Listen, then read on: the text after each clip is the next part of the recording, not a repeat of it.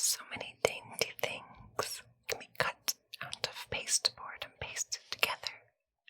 In this fashion, there was cut and pasted a castle so large that it took up a whole tabletop, and was painted so that it seemed to be built out of red brick.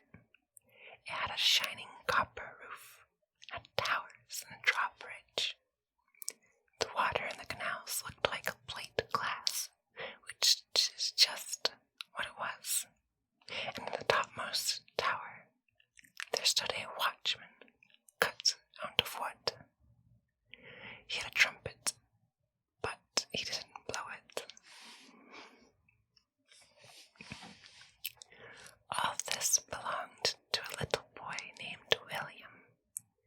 He raised and then lowered the drawbridge himself, and made his tin soldiers march over it.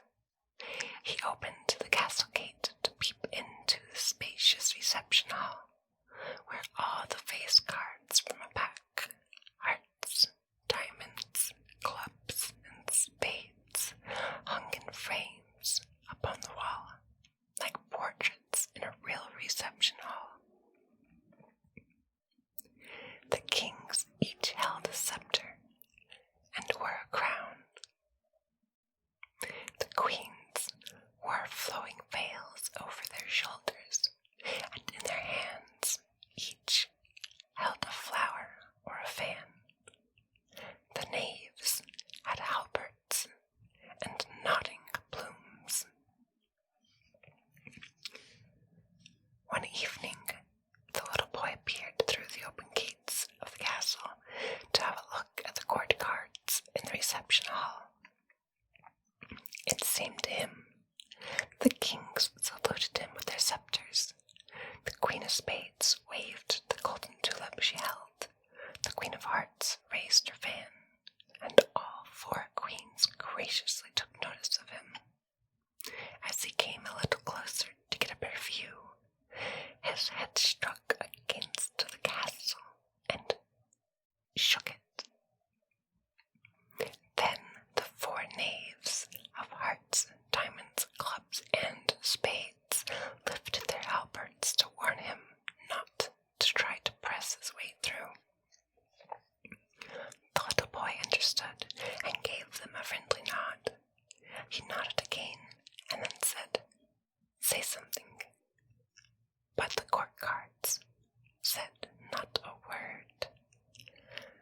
However, when he nodded a third time to the knave of hearts, the knave jumped out of his card and placed himself in the middle of the floor. "What's your name?" he asked the youngster. "You have bright eyes and good teeth, but you don't wash your hands often enough."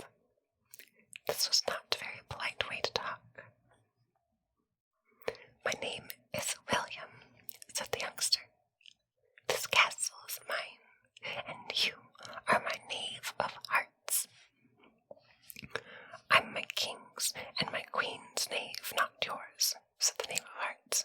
"I can get off the card and out of the frame too, so get my gracious king and queen even more easily than I. We can march right out into the wide world, but that's such a tiresome journey, and we have grown weary of it. It's more convenient and more pleasant for us to be sitting in the cards, just being ourselves." "Were you all really human beings once?" asked the youngster. "Human beings," the knave of hearts said. "Yes, but we were not as good as we should have been. Now please light a little wax candle for me. I'd like a red one best, for red is the color of my king and queen. Then I shall tell our whole story to the lord of the castle. I believe you said you were lord of the castle, didn't you? But don't interrupt me. If I speak, there must not be the slightest interruption."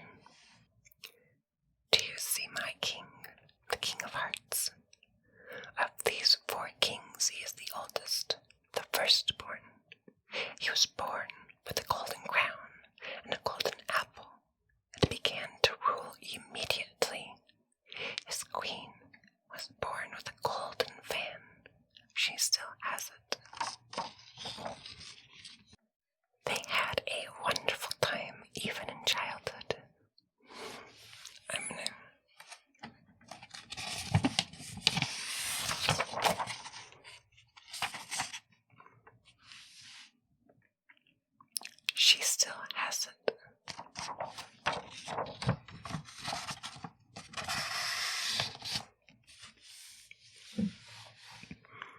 They had a wonderful time, even in childhood. They did not have to go to school. They could amuse themselves all day long, building up castles and knocking them down, setting up tin soldiers and playing with dolls. If they asked for a slice of bread and butter, their bread was buttered on both sides and nicely sprinkled with brown sugar too. This was in the good old days, which were called the Golden Age. But they tired of it, and so did I. Yes, those were the good old days. And then the King of Diamonds took over the government. The knave didn't say any more. The little boy waited to hear something else, but not a syllable was spoken. So after a while he asked, "What then?" The Knave of Hearts made him no answer. He stood erect and silent, with his eyes fixed on the burning wax candle. The youngster nodded and nodded again, but he got no response. He then turned to the Knave of Diamonds, and when he had nodded to him 3 times, the knave leapt from the card to the center of the floor. He said only 2 words, "Wax candle." Understanding what he wanted, little William at once lighted a red candle and placed it before him. The Knave of Diamonds presented arms, this halberd, and said. Then the King of Diamonds came to the throne, a king with a pane of glass in his chest. The queen also had a pane of glass in her chest, so people could look right inside them, though in all other respects they were shaped as normal human beings. They were so pleasant that a monument was raised in their honor. It stood without falling for 7 whole years, but it was built to stand forever. The Knave of Diamonds presented arms and stared at the red wax candle. Immediately, without any nod of encouragement from little William, the Knave of Clubs stepped down, as serious as a stork that strides with such dignity across the meadow. Like a bird, the black 3-leaved clover in the corner of the card flew past the knave and back again to fit itself where it had fitted before. Without waiting for his wax candle, as the other knaves had done, the Knave of Clubs said, "Not everyone gets his bread buttered on both sides and powdered with sugar. My king and queen had none of that. They were compelled to go to school and learn what they had not learned before. They too had panes of glass in their chests, but nobody looked through the glass except to see if something was wrong with their works inside, and if possible, to find out some reason for scolding them. I know it. I have served my king and queen all my life long. I know all about them, and I obey all their orders. They commanded me to say nothing more tonight, so I keep silence and present arms." But William lighted a candle for this knave too, a candle white as snow. Quickly, even more quickly than the candle was lighted, the Knave of Spades appeared in the center of the hall. He hurried along, yet he limped as if he was a lame leg.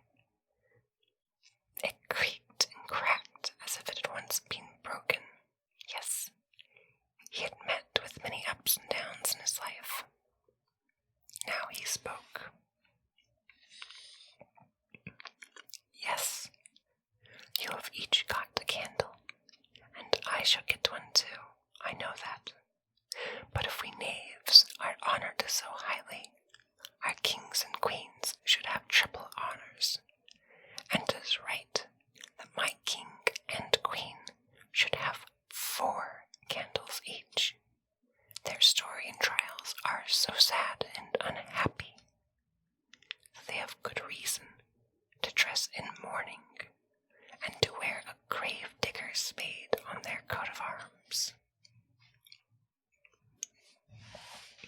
Poor knave that I am.